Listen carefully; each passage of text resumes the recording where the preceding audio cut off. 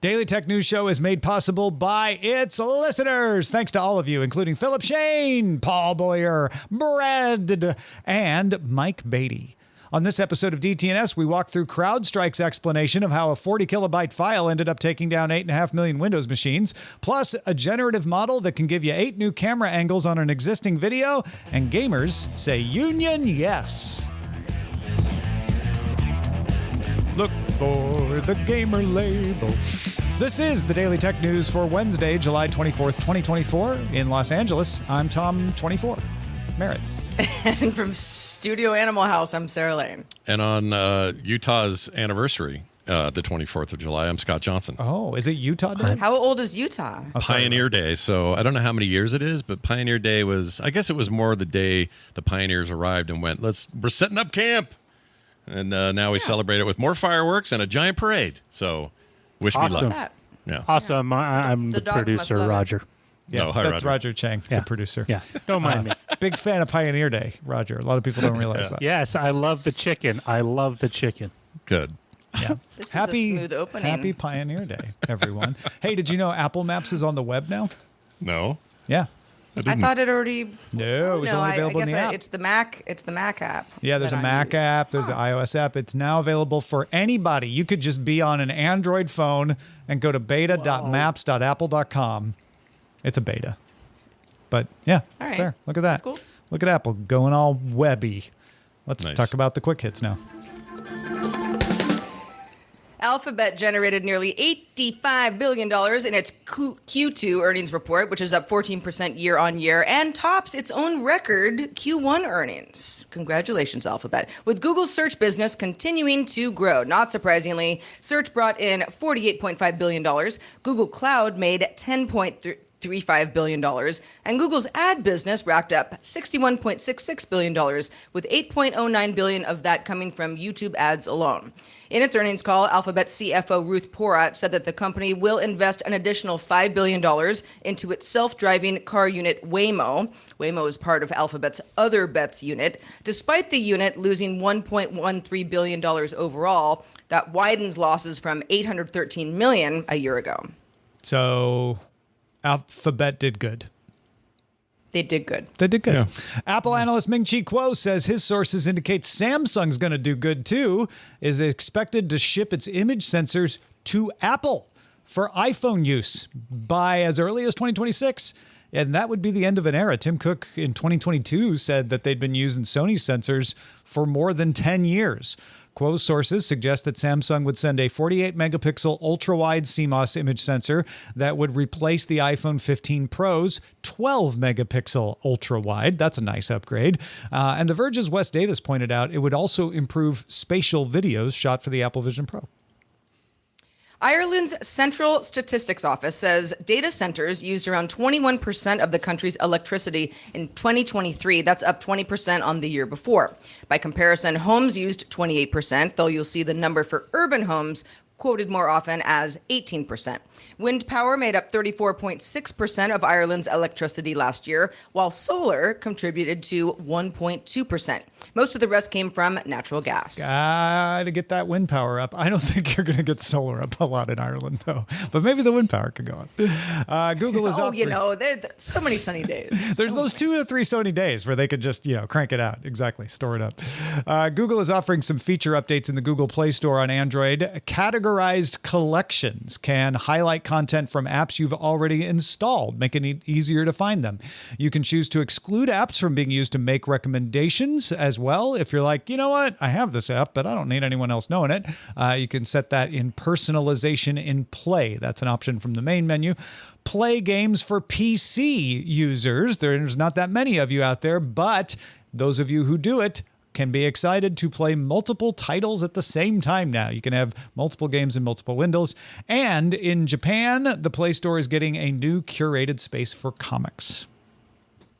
An issue with Microsoft's July 9th Patch Tuesday update is causing a handful of Windows 11, Windows 10, and Windows Server versions to show the BitLocker recovery screen when booting up. The company says the issue is even more likely if you have device encryption enabled. If you provide the recovery key from your Microsoft account when prompted, you should be able to start up your PC normally. If for some reason you don't have that key and need to find it, you can retrieve it from Microsoft's recovery screen portal before a permanent fix is eventually deployed.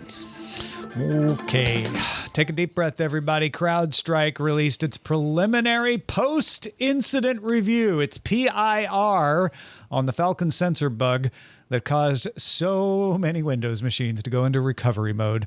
The short version, it had a long history that said changing 40 kilobytes of configuration data didn't cause problems if you just ran a validation tool against them. That validation tool failed to catch the error on July 19th, and we all kind of know what happened then. So let's walk through the explanation. Falcon Sensor is the kernel-level software that failed. Falcon Sensor attempts to detect suspicious behavior on devices. So it's looking for patterns.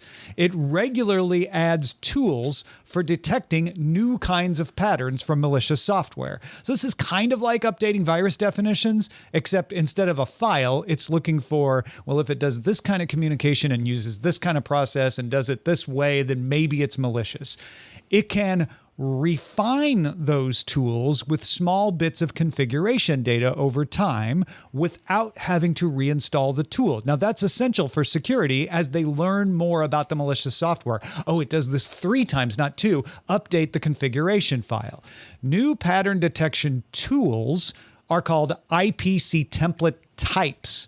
Those come as software updates. As CrowdStrike learns those little things about the patterns it's trying to detect, it updates the configuration data. They call that program rapid response content, and it does not require a full update to the software. Those are template instances. Those are tiny. They're just little tweaks. When CrowdStrike pushes a new IPC template type, the new tool, it does automated stress tests, it does resource utilization tests, it does system performance impact, event volume, adverse system interactions, the kind of thing that would catch a recovery mode problem. The template instances, the ones that are part of that rapid response content, are tiny. The one that caused the problem on July 19th was 40 kilobytes. When it issues a template instance, it doesn't go through all of those stress tests. It assumes that most of those would be caught with the template type because they're updating such a small amount. What they do instead is use a validation tool, a content validator that looks for errors in the template instance. In February, CrowdStrike pushed a new IPC template type that would detect malicious software using a C++ feature called named pipes. Named pipes is a totally legitimate feature, but some command and control malware software uses it in a particular way. So they introduced the template type to look for this weird pattern of using named pipes. The template instance checked out fine, caused no problems. As it learned more about these template named pipes patterns, it started sending updates. That's perfectly normal. It does it thousands of times a year. New template instances passed the content validator and were pushed out on March 5th, April 8th, and April 24th with no problems for Windows users. However, there are reported problems for a couple of Linux users, Debian in particular. They didn't do anything in response to that other than push a fix. 2 template instances were pushed on July 19th. Both of them passed the content validator. One of them should not have and caused the problem with Windows. CrowdStrike said if the content validation had not been automated, the problem would have been caught. So it was a bug in the automated validation that missed a configuration error that a human looking at it might have caught. I'm guessing it's not as simple as saying, let's make sure we manually do that from now on. Take away the automated part of that particular process. Yeah, I mean, They are going to do that. That is one of the many, many things they are going to do. In fact, they will use local developer testing for all rapid response content instead of just automated validation. They'll also do rollback testing on the little tiny updates to make sure the updates are easy to undo. They'll do stress testing, fuzzing, fault injection, stability testing, content interface testing, all with the instances, even those little tiny instance updates, not just the template types. It will continue to use the automated content validator, but it will add more validation checks. And once it passes all of these tests, it will change deployment. So new types and instances both will get staggered deployment. You'll get a small canary deployment that makes sure it goes well before you gradually expand it, along with improved monitoring of how it's going. And customers will get to choose when and where updates are deployed, and content updates will come with release notes. Falcon Sensor itself is going to get better error handling, so even if something makes it past all of that, it should try to catch it from causing problems. CrowdStrike is also going to publish its full detailed root cause analysis in the future. If you want to know exactly how that 40 kilobyte file caused the problem, that's coming as well. Man, just goes to show you a tiny little file can do so much damage. Yeah, can you imagine 40K? That's like the size of the original Pac-Man code or something. It's brought down the globe. Yeah. I know that CrowdStrike published this because it finally realized what was going on. It's not like it was hiding the information. I don't think it finally knew what was it wanted going to on. get all its I's dotted and T's crossed and all. Yeah, and I know that doesn't help folks who were affected and continue to be affected, and had their lives disrupted, or jobs or both. But I appreciate the fact that this is an extremely detailed explanation of what happened. I was reading through all the deets this morning, and it was just sort of like, man, all right, well, they're really telling us exactly how it works behind the scenes. So I appreciate that. It seems like the company's like, listen, here's this tiny little thing that just happened to fall through the cracks. We know it now. We don't expect it to happen again. And here's what we're going to do to mitigate issues going forward. I think that's all CrowdStrike can do at this point. I mean, unless it's facing lawsuits. Yeah, I mean, I was going to say something similar about what I don't know what else we can expect at this stage from them to do. And I think what they've laid out makes perfect sense to me. There will always be people saying, well, why wasn't this implemented before? This seems obvious now.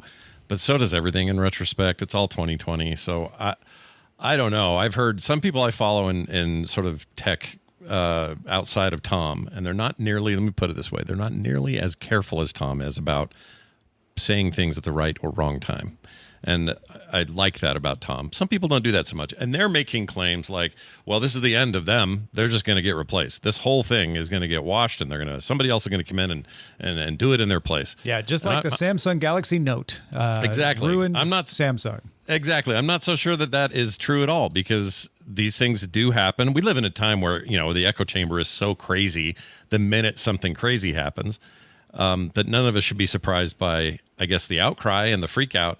But like all things like this will get tightened up and cleaned up, and no one will be talking about CrowdStrike in a couple of years. And guess what? Nobody that I know knew who they were before this. So, I guess now we have some brand recognition that they didn't have to pay for. It's all free. I mean, I had heard of CrowdStrike, but I did not know the minutia of what goes on behind the scenes and what doesn't go well sometimes. And honestly, it is really easy and certainly understandable to rip them apart, especially if you have had to rip apart your entire network fixing this for not taking all of these precautions before. I get that. It is all more difficult to remember that if you were the person implementing these policies, you might have made some of the same decisions. They did thousands of these updates, and the content validation tool worked every time. Why would you delay security updates? You're risking the security of your clients if you don't get them these updates faster. Why would you delay them if you don't think there's a reason? There are a couple of these that I look at and I'm like, phased deployment, I think, would be fine, even though you're doing security updates. I get that time matters, but you can do it. You can do it over a couple of hours, right? And it still would help you catch these kinds of bugs. It's not that big of a deal. I think some of the some of the validation stuff is overdoing it now, but they definitely don't want this to happen again. And some of it probably should have been done in the past, especially if they saw the problem with Linux. Those are the two things. They should have been doing phased deployment anyway. And when they had the problem with Debian in April, they should have jumped on it then and go, wait a minute, what's wrong with our content validation tool? Maybe they did, and maybe they were just dragging their heels on it. I don't know.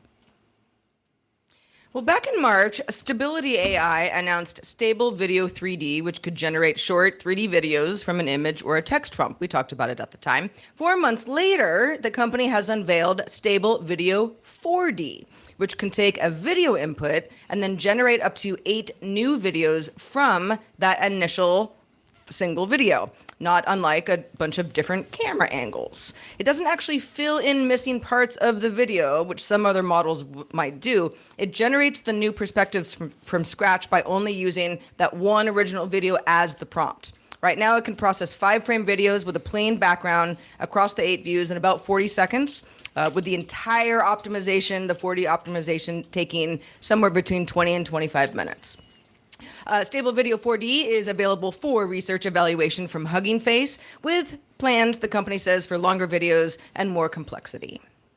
It's interesting, right? Like you say that it's not using, Scott. well, you're not using generative fill, but my brain goes, and I read through this, my brain still says, well, you're still making stuff up. The process is You just are still different, making though. stuff up, but it's generating it from the ground up, which theoretically is harder to do, but also could have better effects than trying to stitch in fill with the existing video. You know what I'm saying? Right. So if you've got a horse out in a field and you've got one angle on it, and now you've got 2 angles on it, 3 and eventually 4, you're going to have to generate every part of that field that you can't see if it was real. In other words, if I just had I'm standing there looking at it, I don't have, and my head won't move. Let's just have that part of this story. I'm not seeing where the seams are. This will see all of that, make up the difference, and hopefully do it in a way that is, I suppose, convincing. I don't know. I am a little bit skeptical of how these will look. And the samples they've shown so far, Yeah. all right. It's very prototype. Yeah. It's very early days. Yeah, for anybody who's familiar with 3D, which many of us are, 4D is width, height, depth, and time. So if it's a moving 3D object, you're seeing it from various camera angles, but also different timestamps because the object is going to move. If that horse starts running, the beginning and when the horse stops running, that's not the same timestamp. Yeah. Also, It starts in one place and ends in another. Yeah, and that is impressive. And this will get better. These demos are very cartoony right now. They're short. And they, as you said, they take 20 to 25 minutes to make a couple of seconds. But yeah, presumably this will all get better, and you can try it out because it's from Stability AI, so you can go mess around with it. No commercial licenses yet, so don't go putting it in your Blockbuster movie. But even if it's slow, it is the kind of thing that I could see editors at Blockbuster movies wanting to use if it's smooth enough, especially with background effects and stuff like that. Yeah. Gaming, VR. There are all sorts of use cases for this when it gets better. Yeah, VR in particular. I mean, I don't know when it becomes real time, right? That's the hard bit to predict with these things. And I was asking about time earlier because of that very reason. Like, how long is it going to take to render this sort of thing? That'll improve over time. But to come up with all of that data that doesn't currently exist and do it quickly is going to be a challenge. And I still think 25 minutes is impressive, but it's got to get better than that if we're going to see any kind of real time. If you're going to use it on your phone, yeah. If you're going to use it in if it's a major motion picture, you probably have some time. Or even a game studio, right? Those kinds of things. It would be more for the enterprise at that point. Yeah, that's true. But yeah, I'm it's excited. nifty. CR Poll said, "Is this real AI?" And my answer is no. Nothing is really. It's a well-used misnomer to call these artificial intelligence, but it's an impressive generative model, right? Because it's also an interesting distinction to say generative fill versus generative content or whatever our new term is going to be, because it's not the same. People may think of it as the same. It's like, well, you're just making stuff up. How's that different? Well, the process is different, and it's also this building it from nothing is an important distinction. Yeah. Whereas generative fill, say in Photoshop, I'm taking half an image of a scene or whatever, and I'm telling it to fill in the other half based on what it knows of this. And I guess that's kind of happening here, but it's a little bit different. I think our vernacular around AI is changing as swiftly as the stuff itself. Well, that's what Sarah was saying about. That's a really good point. Yeah, what you were saying, Sarah, about time is what's important here. Is it's not just we can see more of the flag. We can see the flag waving in a way it didn't wave at all in the original, right? Because we can add time to it. So it's time. It's not just the next step after tweening. It's much more than that. Right. Well, folks, if you have feedback about anything brought up on the show, you can get in touch with us on social media. Yeah, there's a lot of media out there where it's social, where you can talk to each other. I just made up that word. You can find us on X. Apparently, it used to be called Twitter. That's at DTNS Show, at DTNS SHOW. We're on Mastodon at mstdn.social, at Daily Tech News Show there. TikTok, we're DTNS Pics on Instagram and Threads. So it's at Daily Tech News Show on TikTok, DTNS Pix, DTNS PIX on Instagram and Threads. See you there. Last Friday, 241 game developers, that includes artists, engineers, programmers, and designers from Bethesda Game Studio, unionized under the Communications Workers of America, or CWA, becoming the first Microsoft-owned game studio to be unionized. Employees have organized under CWA Local 2108 in Maryland and Local 6215 in Texas. Microsoft has recognized the union. And Wednesday, more than 500 developers at Blizzard who work on World of Warcraft have voted to form their union, called the Game Makers Guild, with the support of the CWA as well. Scott, how big of a deal is this? How does it change things? I'll tell you what, it's funny. Just, the Blizzard news kind of breaking. That just happened today, and it happened right before the show. And I was going to make a whole lot of color about how Blizzard will probably be the next one and you were right. to get involved. I guess I was right without having any information or knowledge. You're like a prior wizard to this. who can predict things.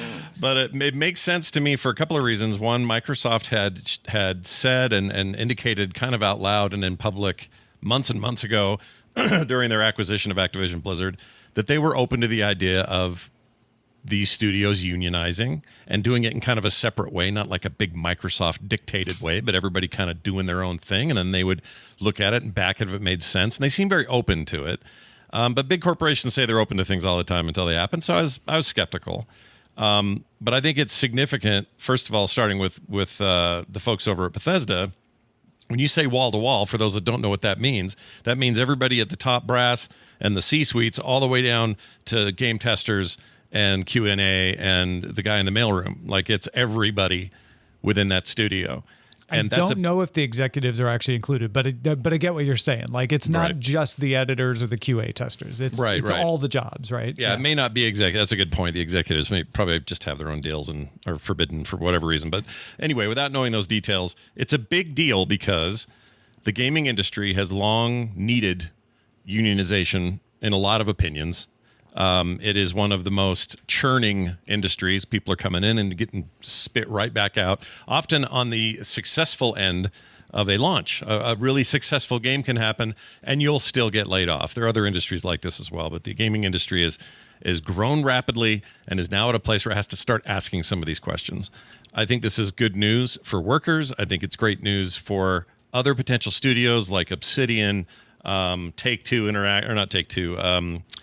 forgot the name of the one I was going to say. Anyway, a bunch of studios that Microsoft has purchased. We could see more of this happening under their watch, and then hopefully bleeding over into other big publishers, like Take-Two is another publisher. I would like to see some of those other big publishers with smaller studios be more willing to do this and talk to their employees this way and come up with deals and let them unionize. And I think probably, if I had to predict, the next place you'll see it outside of the Microsoft-owned studios is probably Ubisoft. There has been a long, long cry for a unionization that works across their studios, across the globe. And that's one of the problems with those guys is they have very different laws they operate under in very distinct and different locations and regions. And as a result, it's a little muddy. But I think this is all good news for especially for the designers. And, what will this do? This probably, people are like, well, what are the knock-on effects? Some of them may look like less crunch, something that has been, talked about a ton in this business. How do we get people to get better working conditions toward the end of the cycle of a product before it ships without wiping them out and burning them out? That's a big thing. Fair pay, of course, is always a big thing. And just generally speaking, the workers having a voice in this otherwise very controlled industry. And I personally am all for it. I think this is great and will address a lot of those issues. It would be nice if this sticks in a way that doesn't still make it so Microsoft down the road says, well, we still have to do layoffs with or without these unions. Like, I don't know where these decisions will come head to head, where the unions and the corporate don't get along. But right now, Microsoft's playing nice, and I guess that's all you can ask for. Well, I'll tell you why Microsoft's playing nice, and this may not be as easy outside of Microsoft, is that in June of 2022, they agreed with the Communication Workers Association of America, the CWA, on a labor neutrality agreement. That meant they would take a neutral approach when employees covered by the agreement expressed interest in joining a union. Those employees would be able to exercise their right to communicate and talk to union representatives about membership. Employees had access to technology-supported and streamlined processes to join a union. Employees could maintain confidentiality and privacy of their choice. And if a disagreement arose, there would be some arbitration. Microsoft agreed to that in order to convince regulatory agencies to let them buy Activision Blizzard, because that agreement took place, goes into effect 60 days after Microsoft acquisition closed. So it's been in activation for a while, but that's why you're seeing Microsoft be so nice, because they agreed in order to get Activision Blizzard to be nice. That's a really good point. Hadn't thought about that. I mean, that's how these things go, right? But I say strike while the iron's hot. Get the organization don't strike happening. Yet, Well, not that kind of strike, but you know what I mean. Get in there, start organizing, start having your plans. Lightly tap that hot iron. Yes, yeah, exactly. Corral that hot iron. Yeah, I mean, I talked to a friend of mine who's a union organizer, and he said he's seeing a lot of this. Like, the fact that the labor market has been strong is giving a lot of workers confidence to form unions. Certainly, there's a lot of momentum around the tech industry. So you're not wrong, Scott, that we might see this outside of Microsoft, even though Microsoft has a special situation that some of the others won't. And I could see Ubisoft being a company that would be a little more amenable to this than even Microsoft would be if it weren't for that agreement. Yep. All right, let's check out the mailbag. This one comes from Mac Addict 89 on Patreon. Mac Addict says, thought this would be interesting to share regarding pet tech. My cat got diagnosed with diabetes. To tune the insulin dosage, which is the same insulin used by humans, we put a glucose monitor that is used by humans as well from Freestyle Libre. It worked well until she eventually loosened it enough to not work. We did this twice, and we're at a good level of insulin daily, thanks to the data that the Freestyle gave my vet and also me. Oh, that's so interesting. That's not even to a great conversation we had about pet tech yesterday on the show. Yeah, that's not even a pet tech, right? That's just using human tech on the pet. It's tech. Yeah, which we didn't talk about yesterday as much, but I feel like that's something we might see more often. I'm not saying we're going to put an Oura ring, on my dog's paw or something, but there might be. This is interesting. This is fascinating that you could use this but kind of. But you're not. Yeah, not saying it. I think Seven the dog's paw is already way too big for an Oura ring. You need only a whoop 3.5 months. Because that could go around the ankle, maybe. Yeah, something like that. Yeah. I'm going to do that for Ralphie the cat. Just like, how much exercise are you really getting? Let's find out. A Fitbit. Because you seem like you sleep a lot. Yeah. You could get a Fitbit around his. Go for that. Yeah, something like that. Yeah, he's not getting an Apple Watch, that's for sure. He'll just chew it. If you have feedback, send it our way. feedback@dailytechnewsshow.com. We love getting your emails and your Patreon messages as well. Thanks to you, Scott Johnson, for being with us. Let folks know what's up in your bag of tricks lately. I'll tell you what. I got a bag, and it's full of tricks. Actually, I've just got a survey I'd like people to take. If you have listened to Frog Pants shows before, or you're even just curious about what these questions might be, I have an anonymous, completely simple, very short survey to take that'll just help me shape some things to come. So if you are one of those people, go check it out, frogpants.com/survey. And while you're there, check out everything else, the shows, the art, the everything else. That's frogpants.com. Patrons, stick around for the extended show, Good Day Internet.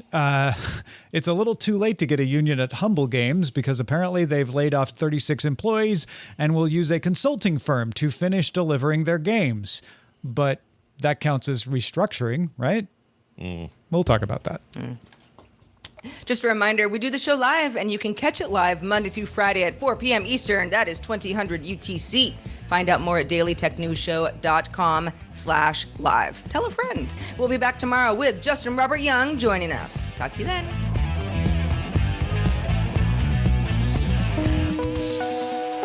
The DTNS family of podcasts, helping each other understand. Diamond Club hopes you have enjoyed this program.